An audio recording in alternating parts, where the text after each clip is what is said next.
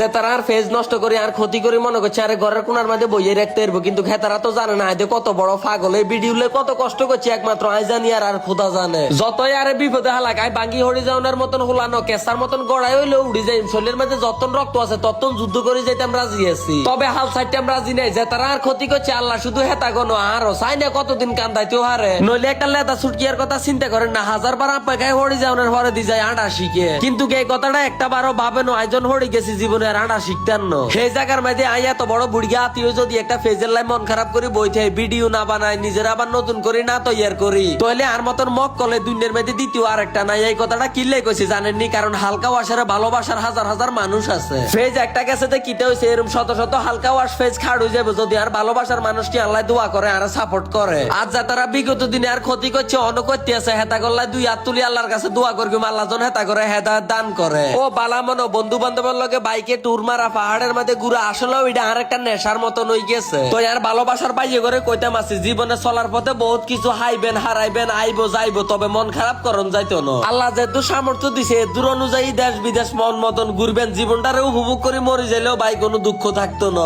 এতে তার ফেসটা গেছে কি মন খারাপ করে ঘরের কোনার মধ্যে বই না থাই বন্ধু বান্ধবের লগে বান্দরবন চলিয়েছি ঘুরতে। তো ব্যাকে ভালো থাকবেন সুস্থ থাকবেন আর এই নতুন ফেসটা ফলো করে সঙ্গে থাকবেন। আল্লাহ হাফেজ।